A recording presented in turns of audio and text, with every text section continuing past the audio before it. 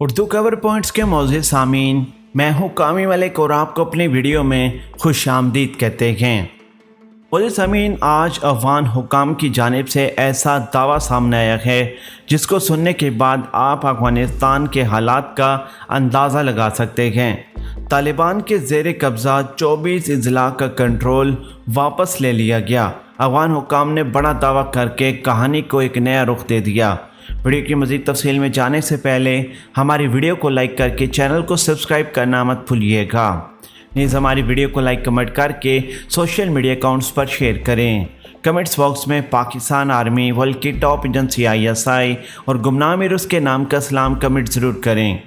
معزز سامعین، افغان حکام نے دعویٰ کیا ہے کہ انہوں نے آپریشنز کر کے طالبان کے زیر قبضہ 24 اضلاع کا کنٹرول واپس لے لیا۔ افغان میں طالبان اور افغان فورسز کے درمیان جھڑپیں آج بھی جاری ہیں۔ افغان وزارت دفاع نے گزشتہ 24 گھنٹوں میں افغان فورسز کے آپریشنز میں 233 طالبان کو ہلاک کرنے کا دعویٰ کیا ہے۔ افغان حکام کے مطابق طالبان کو ننگزار، غزنی، قندھار اور مختلف قسم کے علاقوں میں آپریشنز کے دوران ہلاک کیا گیا ہے۔ افغان حکومت کے ان دعووں کی تائید یا تصدیق ابھی تک افغان طالبان کی جانب سے نہیں کی گئی۔ افغانستان طالبان کی جانب سے مکمل طور پر خاموشی ہے اور کسی قسم کی بھی کوئی سٹیٹمنٹ نہیں دی گئی، لیکن افغان حکومت نے دعویٰ کیا ہے کہ انہوں نے 24 گھنٹوں کے دوران تقریباً 33 اضلاع کا کنٹرول واپس حاصل کر لیا ہے۔